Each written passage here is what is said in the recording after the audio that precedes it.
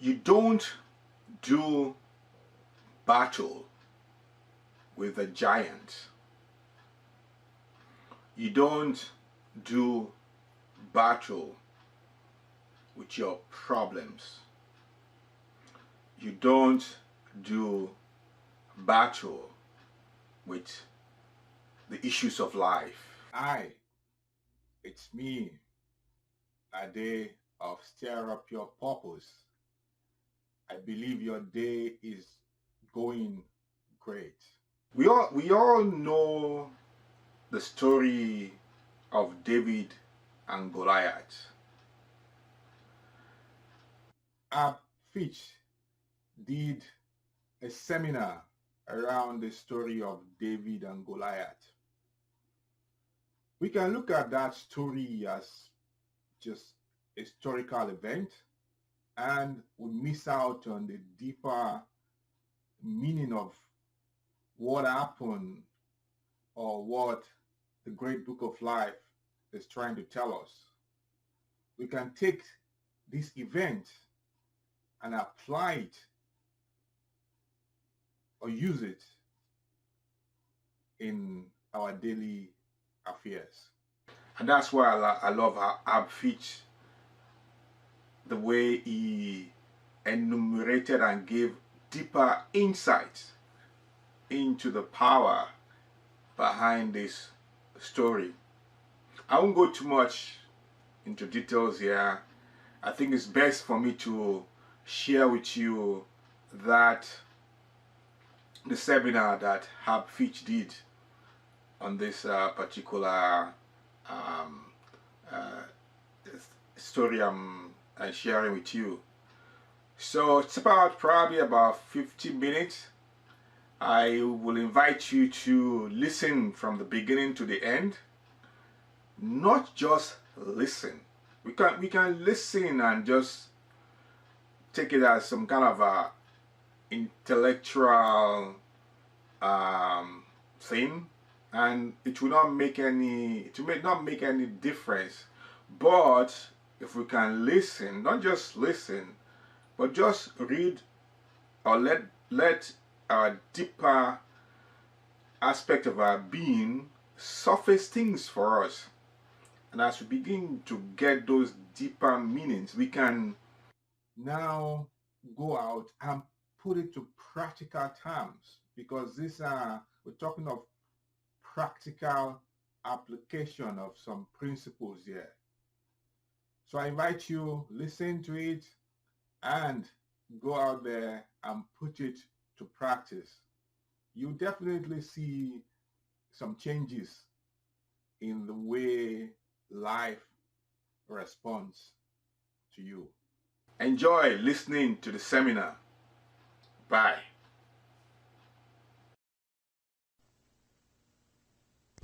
I think we ought to go over this once slightly in the scripture itself and look at the important spiritual points as they come up.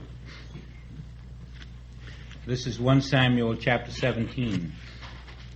Now the Philistines gathered together their armies to battle.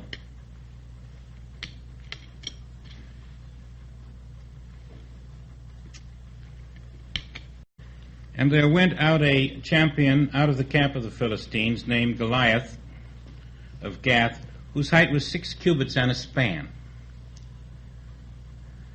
And as we read this, let's see that we're talking now about something within ourselves which is bothering us.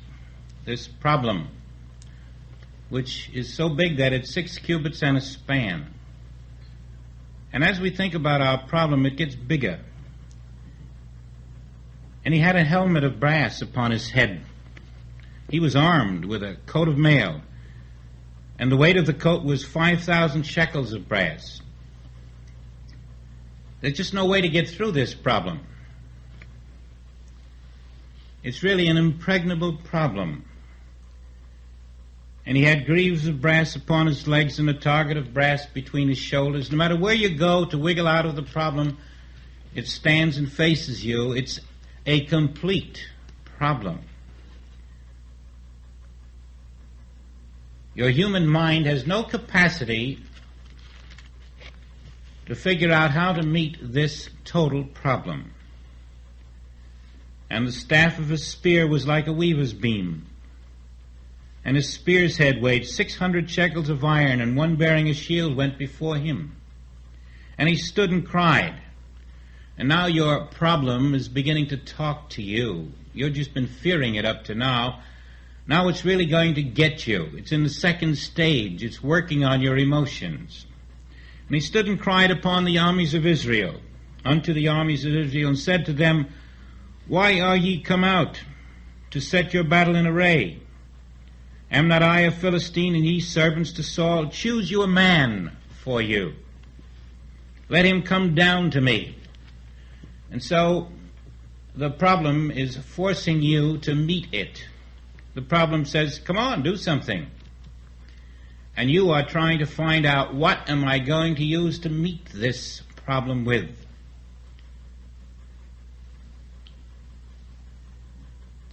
If he be able to fight with me and to kill me, then will he be your servant. We will be your servants. But if I prevail against him and kill him, then shall ye be our servants and serve us. In other words, you know that if you lose, your life is going to change in the wrong directions. This problem is saying that it has the power to change your life for the worst. You're becoming totally involved now in the belief that this thing that's happening is happening. And unless you have got the knowledge of the presence of God, the reality of God, the onlyness of God without opposite, this thing begins gnawing deeper, deeper, and there's nothing in you that can stop it. It runs a hole right through you until you're a wreck. And finally it just tramples all over you. You're not meeting it with truth, you're meeting it with argument, with fear, with worry, with the mind darting hither and there, trying to figure out how you're going to escape or overcome. And all this time,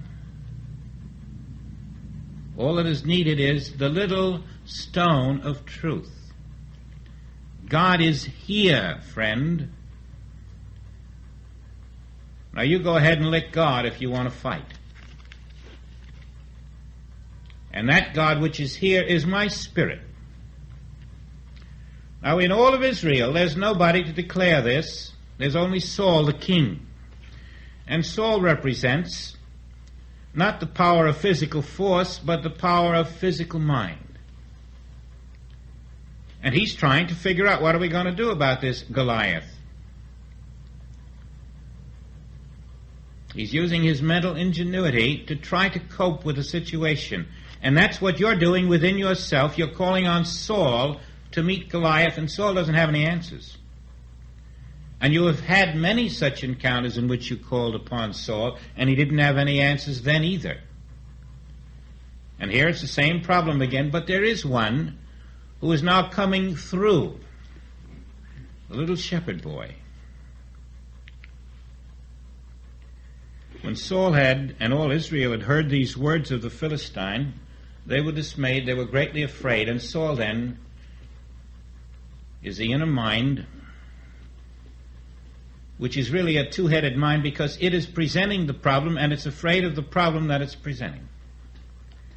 It's that old double-headed snake in the Garden of Eden. It fears its own problem. It's like the head turns around, looks at the tail, and they both get frightened. And they're one and the same.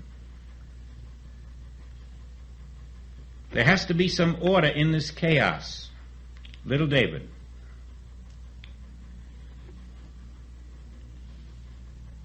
Now David was the son of that Ephrathite of Bethlehem, Judah. And we have a clue here right away. He came out of Bethlehem. Bethlehem means the house of bread. the house of substance. And so we're introduced now to the thing called bread or substance.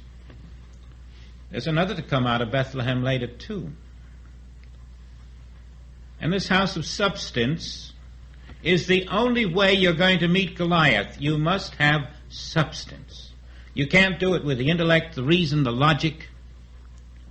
You can't do it with human planning, because the very mind which is presenting the problem is going to try to do the human planning.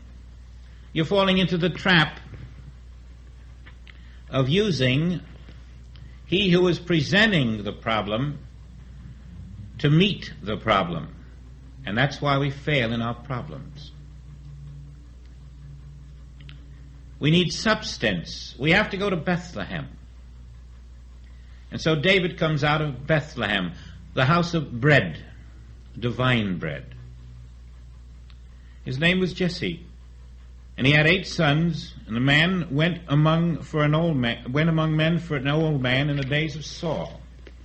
And so Jesse, the father of the 8 sons, out of Bethlehem, you'll find later that Luke goes out of his way to prove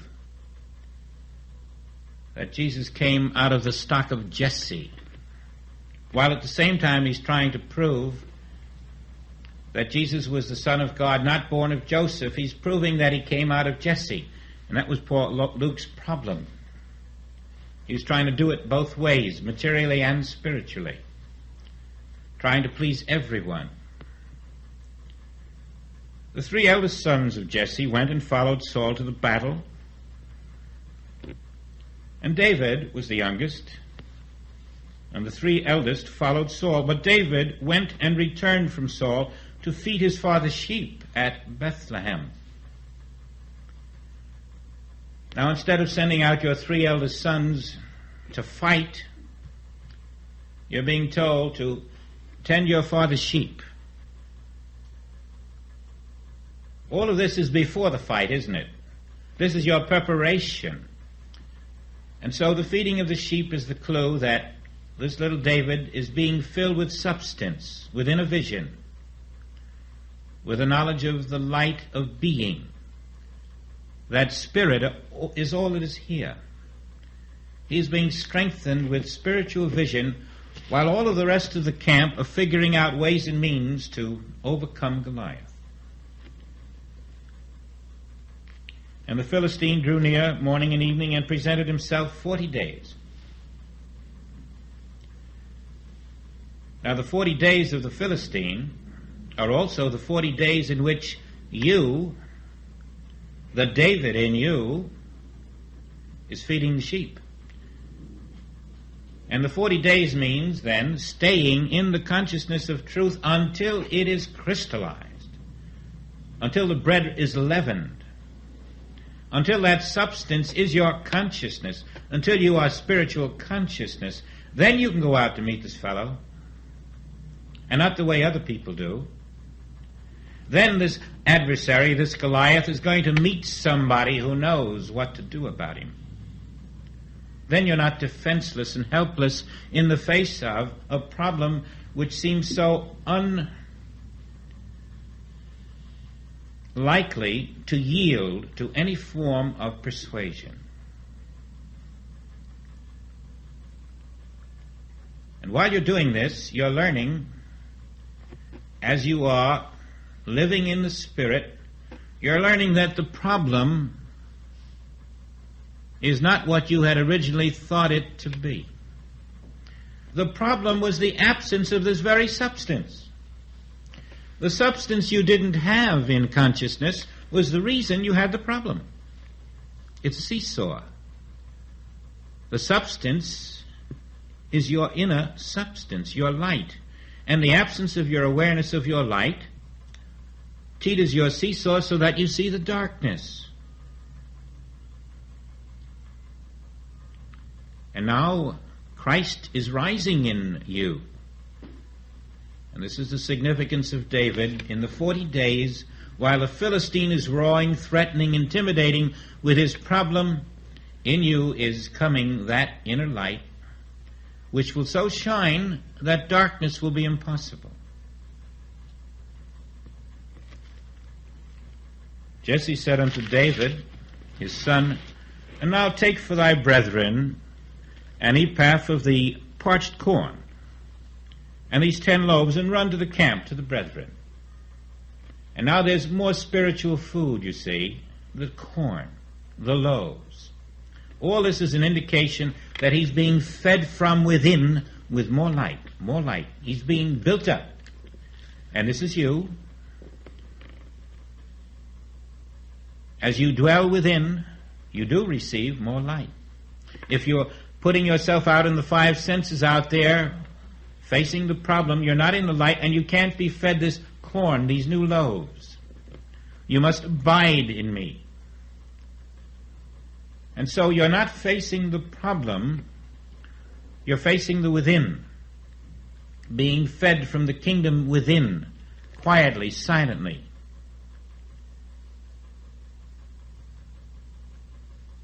To an inner enlightenment which is going to arm you from within,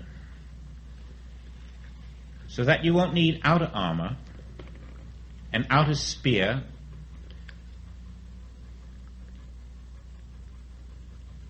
You're really a spiritual underground, because when you come into this inner light, the inner light of your being is going to be revealed as the inner light of the being called Goliath. You'll have him trapped from within himself, just by being in truth.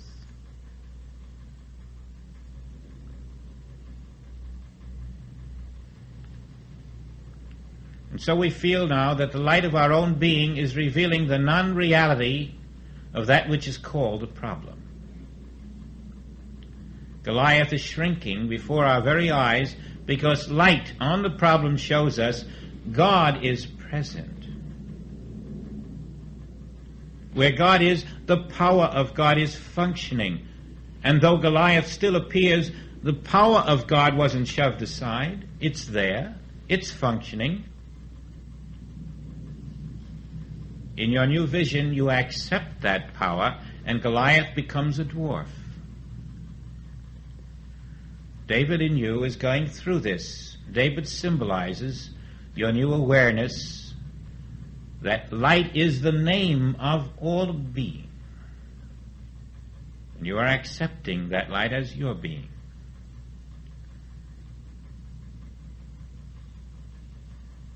David rose up early in the morning, left the sheep with a keeper, took and went as Jesse had commanded him, and came to the trench as the host was going forth to the fight, and shouted for the battle.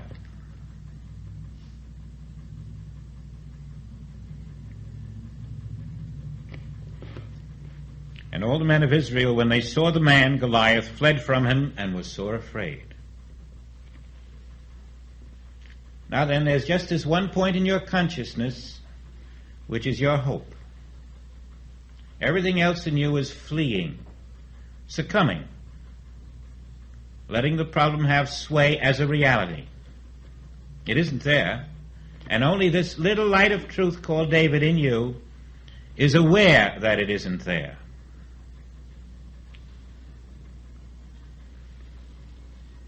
And the men of Israel said, Have ye seen this man that is come up? Surely to defy Israel is he come up, and it shall be that the man who killeth him, the king, will enrich him with great riches, and will give him his daughter, and make his father's house free in Israel. What is the reward for killing Goliath? Kingship. But even that finds none who are ready or able or willing in your consciousness except little David.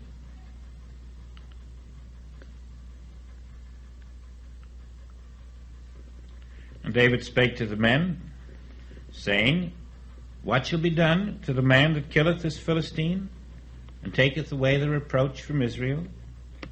For who is this uncircumcised Philistine, that he should defy the armies of the living God? He calls him an uncircumcised Philistine. And that tells us that circumcision was a symbol of oneness. And the uncircumcised was a symbol of those who were separated from God, unenlightened, divided. The unenlightened, by David, are called the uncircumcised. And this unenlightened, separated from God, man is defying the armies of the living God? The little shepherd boy is saying that. All his brothers have run away. All of the armies of Israel are turning tail. And this little something in you is saying, wait a minute, did God make that fellow? Did God make this problem? What am I running for? I'm hypnotized by a mind that says there's a problem here, and I know God didn't make it. Is there a problem in spirit? This glimpse of truth. Can spirit have a problem? What's the difference how big it appears? Is there a problem in spirit? Can a problem outnumber or outfight the Lord of God?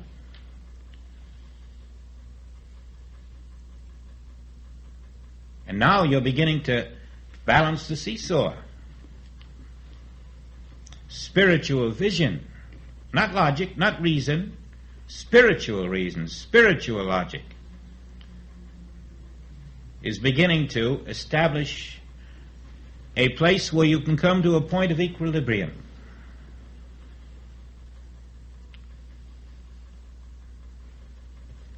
And the people answered him after this manner, saying, so shall be done to the man that killeth him. They had no answer. They didn't know what to say. And then something else happens. Eliah, his eldest brother, heard when he spake unto the men, and this brother, Eliab, I think his name is, was kindled. His anger was kindled against David. And he said, why camest thou down hither? With whom hast thou left thou few sheep? It's only thy pride and the naughtiness of thine heart. For thou art come down that thou mightest see the battle. And so the elder brother chides the younger brother. And something in you will do just that. As this glimpse of light comes, the very opposite will come quickly and say, don't be fooled. Don't be fooled now. Don't soft pedal this thing. It's a giant problem. And so reason and logic, the elder brothers, those qualities in the mind that have been there longer than the younger brother, the memories of your inadequacies of the past begin to say to you, well, wait a minute now, don't get overconfident, or don't even get your hopes up. The elder brother, your past experience chides you, this little fledgling who thinks that there's no problem. David said, now what have I done? Is there not a cause? I didn't come down here, in other words, because I just want to, out of curiosity. There's a cause. There's a physical lie out here, and I am spiritual vision, and I'm simply appearing to show that it isn't there. He turned from him toward another, spake after the same manner, and the people answered him again from the same manner. And when the words were heard which David spake, they rehearsed them before Saul, who was the king of Israel, and he sent for David. Now your mind and your will, well knowing that they have failed in similar situations, begins to turn to this fledgling in you, this little ray of truth, calls for it. David said to Saul, let no man's heart fail because of him, meaning Goliath. Thy servant will go and fight with this Philistine. Here's your old veteran mind, all your experience, and this little upstart inside you says, I'll take care of this situation. Saul, the king of your will, the king of your mind, is listening to the ray of spiritual vision called David. And Saul says to David, thou art not able to go against this Philistine, to fight with him. Thou art but a youth, he a man of war from his youth. And David said unto Saul, thy servant kept his father's sheep, And there came a lion and a bear. And I took a lamb out of the flock, and it took a lamb out of the flock. And I went after him, and smote him, and delivered it out of his mouth. And when he arose against me, I caught him by his beard, and smote him, and slew him. Thy servant slew both the lion and the bear, and this uncircumcised Philistine shall be as one of them, seeing he hath defied the armies of the living God. Now David says he slew a lion and a bear. Nobody knew that. You see, he did that while he was feeding the sheep. The lion and the bear represent qualities within himself that he had overcome. He had overcome the power of the lion and the power of the bear. He had overcome the belief in physical might and mental might. He had overcome materiality. The David in you, aware of the non-reality, the non-power of mental might and physical might, has overcome the lion and the bear, the normal human impulses to go out and defend. Oh, said Saul, you did that? Well, that's a different story. Moreover, said David, the Lord that delivered me out of the paw of the lion and out of the paw of the bear will deliver me out of the hand of this Philistine. So Saul said to David, go, the Lord be with thee. Something reaches your mind and it says, okay, maybe you've got new weapons I never heard of, but go ahead. That vision becomes strong enough to convince your mind to let loose. Let little David go forth. Now, not by might, not by power, but by the Spirit of the Lord, you're willing to face this problem. And the old impulses are right there, of course, so David starts to put on the armor. The mind says, now, it's raining outside, wear your rubbers and take your umbrella. The mind says, there's a giant out there, put on this armor. That's the habit of the mind. And before you know it, little David's starting to do that. Saul armed David with his armor, put on a helmet of brass, armed him with a coat of mail. And David girded his sword upon his armor, and he essayed to go. That was just old habit. But then spiritual vision gets the upper hand and says, David said unto Saul, I cannot go with these. I have not proved them. And David put them off.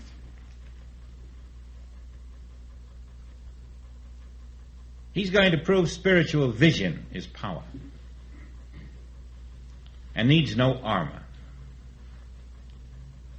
David is not going to depend on material aid. Spiritual vision does not go outside and depend on the externals. Spiritual vision says, I am self-sufficient. I have an invisible friend called the Holy Ghost. He does all my work. I need no physical power. I need no mental might. I need nothing. Oh yes, there is something I need. A little slingshot. And he took his staff in his hand and chose him 5 smooth stones out of the brook and put them in a shepherd's bag which he had, even in the scrip, and his sling was in his hand, and he drew near to the Philistine. 5 smooth stones. Not rough ones, not coarse ones, not the 5 physical senses, but smooth stones. The 5 inner senses of the soul, the knowledge of truth. Not eyes to look with and see Goliath, ears to hear him. Not those senses, but 5 smooth senses. Inner vision was all he could use that would be of any value. And he didn't even use those 5 smooth stones when it came down to the crucial moment. Why? The Philistine came out and drew near David. Oh, he went into hails of laughter. Look at this little fellow out there with a slingshot. He just couldn't believe it. This represented all of Israel. And he said unto David, am I a dog that thou comest up with staves? And the Philistine cursed David by his gods. And then the Philistine said to David, Come to me, and I'll give thy flesh unto the fowls of the air, and to the beasts of the field. This poor little boy David, this spiritual vision that you go out with, it seems, oh, am I making a mistake? And what had seemed like an enormous thing before looks like it can crush this little bud within your heart. It gives you every kind of threat, every form of intimidation. It tells you how useless and small you are, how impotent you are. It tells you it's going to dismember you. And yet that little bud of truth within you learns to stand there and look at it and smile, and not even hate it, and not fear it, and not want to tear it to pieces, not even want to go out and fight it. You don't do battle with the giant. That's your secret. You don't do battle. You know the truth. You do what David did. You reach for one stone.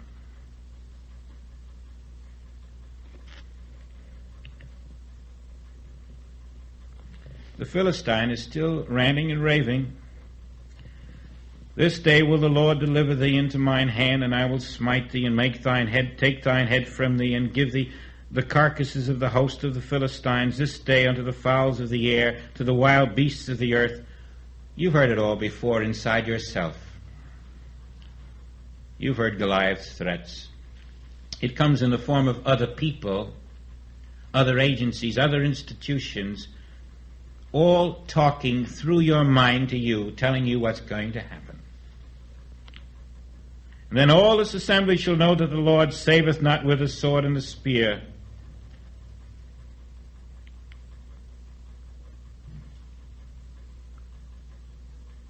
David looks up.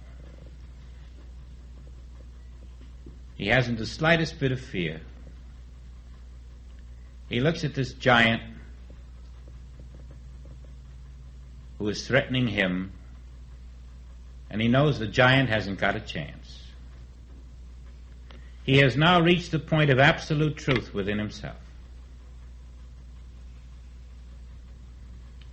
At this point, David is aware that there is no giant, that the problem was a myth, a total fantasy of the mind. It has completely disappeared as a force. Whereas before it was all of this power, the knowledge of the omnipotence of God is the growing strength of this inner vision. It takes complete control of your consciousness, and you know who you are. And then David and you can say, The Lord saveth not with sword and spear, for the battle is the Lord's, and he will give you unto our hands.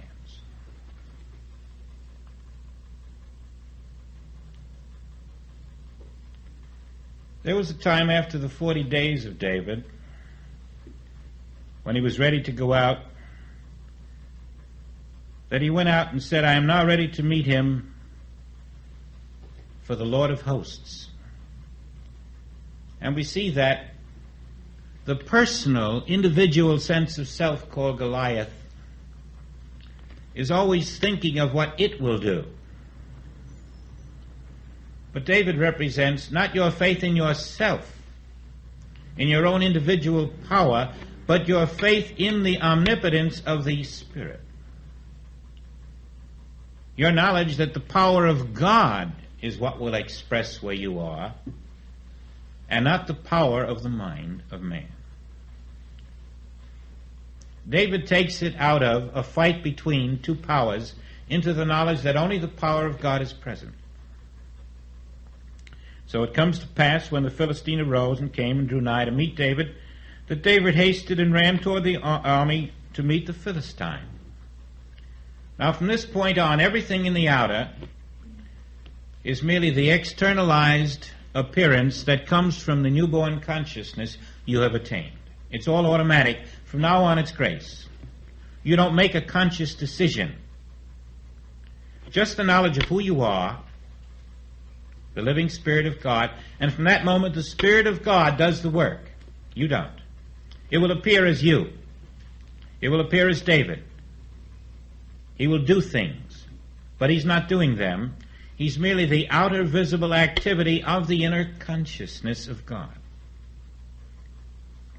So David puts his hand in his bag and he takes thence a stone. A stone. He had 5. Which one did he pick? The 5 have become one. The 5 inner senses have become the one stone of truth.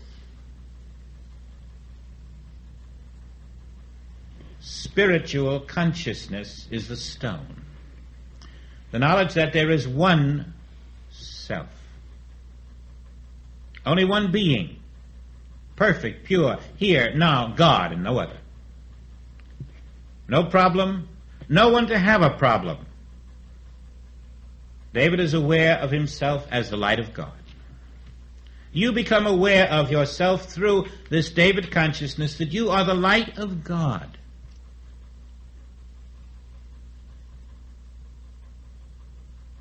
And that knowledge becomes the stone which makes contact with the forehead of the giant. And he slang it and smote the Philistine in the forehead. The stone sunk into his forehead and he fell upon his face to the earth. The moment you know oneself, everything else evaporates which had been such a braggart, such a threat, such an intimidation, such a peril. And all of the consequences of it fade with it. The knowledge of oneself. One stone. The 5 inner senses become the one vision, the one omniscient self. And beside me there is no other. And so we have most of this story. There's a little more, though. So David prevailed over the Philistine with a sling, with a stone, and smote the Philistine and slew him. But there was no sword in the hand of David. And so we're being told, we don't fight a sword with a sword. We don't fight on the level of the problem that's coming into us. We find our 5 inner stones. We consciously turn away from what the 5 outer senses are telling us. That's the meaning of the 5 stones. We turn away from what the 5 senses are telling us, and we rest within, in our kingdom of God within, which is the 5 inner smooth stones, until we feel the knowledge of oneself. One pure, perfect, immaculate being. We have now no other gods but the one. No other powers but the one. No powers to resist, to defend against. And so David had no sword. All he had was the inner knowledge represented in the outer by 5 smooth stones. And that's all we need. And that is the meaning of no power. That is all we need. Furthermore, if we need anything else, we are not in the knowledge of no power, and we will not be released from that Goliath, which is our tormentor. It is only when we can accept the allness of God in spite of the apparent tormentor that we are in the knowledge of no power. Needed.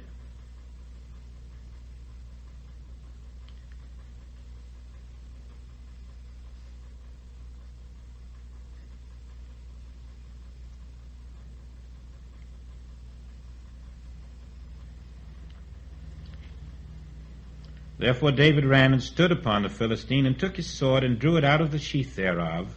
Because David had none, he took the Philistine's sword, drew it out of the sheath, and slew him, and that's the end of your problem. And cut off his head therewith, and now your problem can't talk back anymore. And when the Philistines saw their champion was dead, they fled.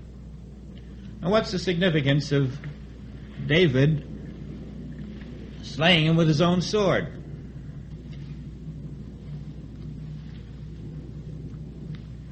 The subtle significance is this, that the power of evil, which was so great, has now been transmuted, and you find it's a power of good. That evil forced you to come to the state of knowledge that you need no power to overcome evil. That evil was good. To you it wasn't. It will only be good to you when you realize what it's done for you. Otherwise, you would never reach this high level where you can stand in no power, immune to all karmic law. And there'll be more and more and more so-called evil until you reach that place. Then you can do what he did. David took the head of the Philistine and brought it to Jerusalem, and he put his armor in his tent. Finally, that has become your consciousness, a level, a new firmament. Now, I think we can clearly see that Samuel was telling us that there's a place called the secret place of the Most High where you can be still and the Father within speaks, and that Father within will come to you as either David or Jesus or one of the prophets, but always as an inner impulse to lift you to the place where you can stand confidently. And as we look around the world, it's very true. We cannot just toss away our national weapons because this is not yet the national consciousness. And so we're not going around to recommend to Washington that they reread David and Goliath. They're not going to get this in 10 minutes or 10 days or 10 months. We've got all we can do to build that consciousness ourselves. And we cannot teach it until we have it. The other day our mother said, "How can I teach this to my child?"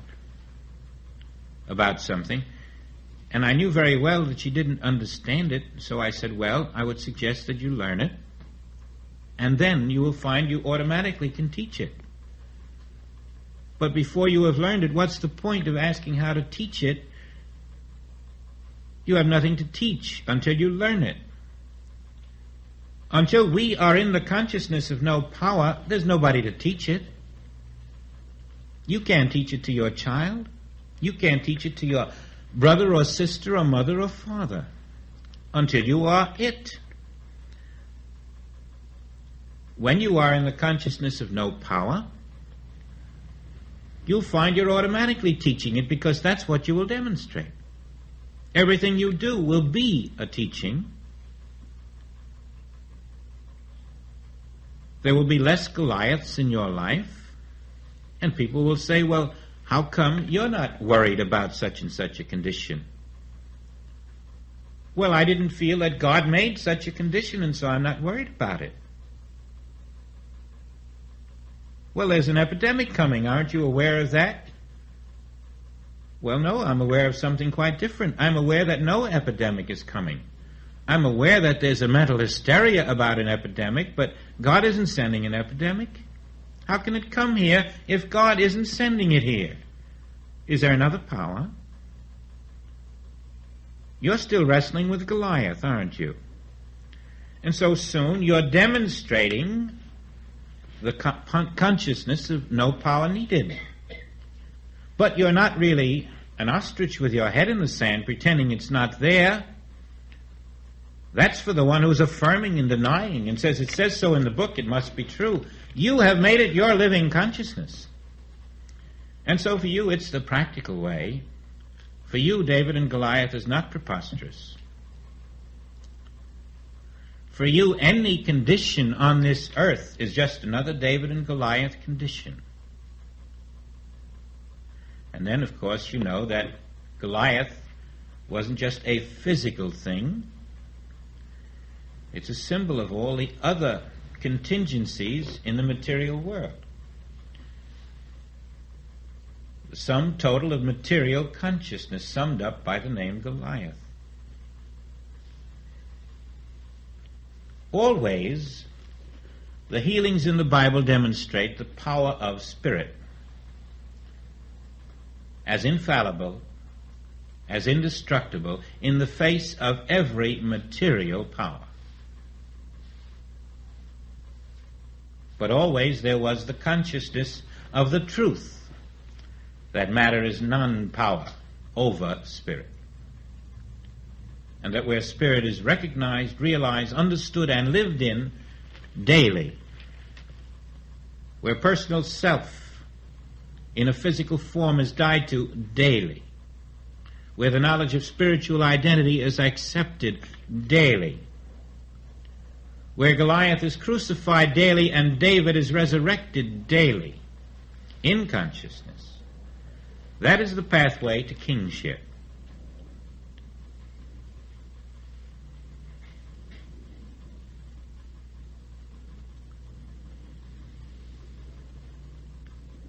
The question comes up sometime, wouldn't it help me if I knew how Goliath gets there? What puts him there? Why does Goliath even appear? And you know, originally I thought we were going to do some of that today. But I can see that it's going to be a very special lesson. It's really something that I have hesitated to do for a long time because it takes us into a completely different place than the kind of lesson we've had today. I'm going to call it cosmic television. The method in which Goliath appears, problems appear, other forms of error appear. And although it's rather strange, I want to discuss it with you because I think we will be able to shed many of the attempts of the mind to try to understand this fellow Goliath. I believe you can never really reach that state of non-power until you have really convinced your mind of the illusory nature of all material form. That will be the purpose then of our little talk on cosmic television.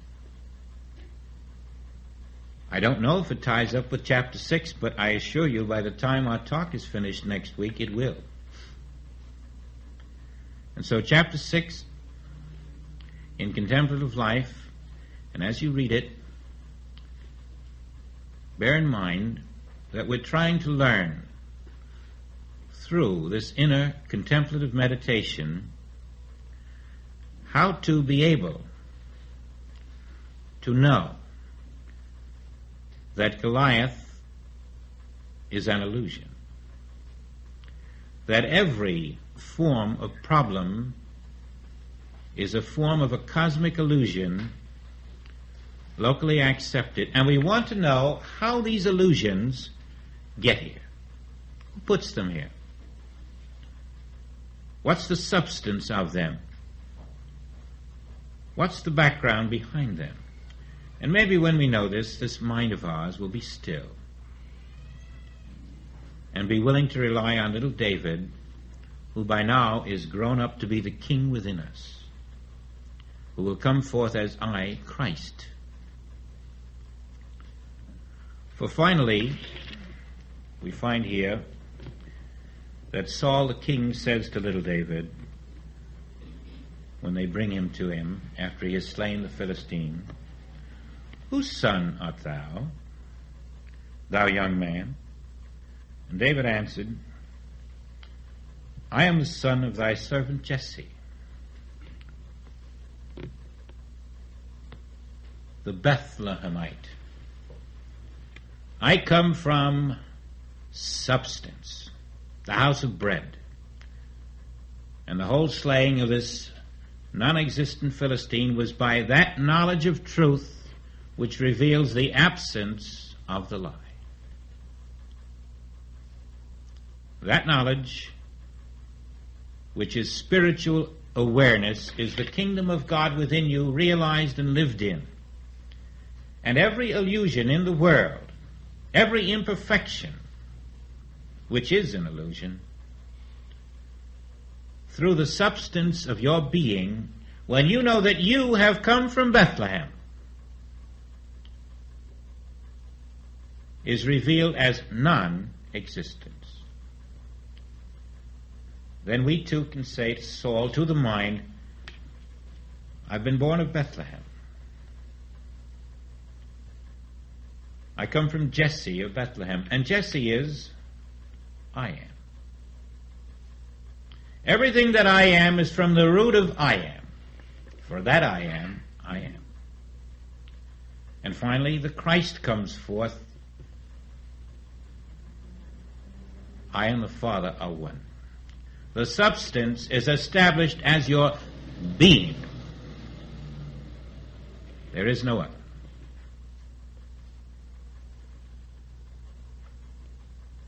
And instead of being in cosmic television, watching images of light, shadows, you're an infinite being without opposite. Your substance lives its life. Now, you know the four procedures then, the four steps. Impersonalizing means there's nothing, no one there. There's no dog there. There's no person there. The nothingizing is there can be a condition if there's no person or dog or whatever there. And both of these are done by knowing that only Spirit is. Number 3, Spirit is my name, my identity. Spirit is everywhere, omnipresent. The omnipresence of Spirit is my name. Therefore, my Spirit is everywhere. Everywhere I am.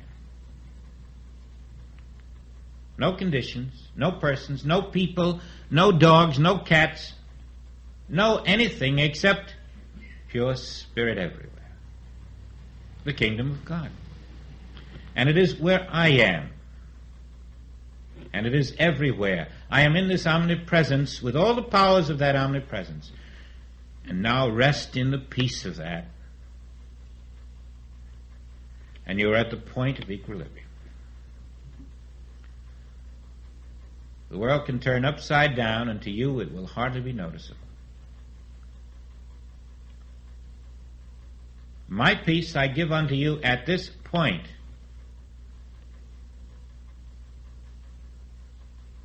Not as the world giveth.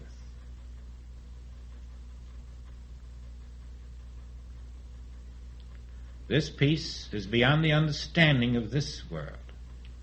But it is not beyond the understanding of yourself. For it is yourself that gives this peace. And this is the peace that no power is needed. The realization becomes yourself.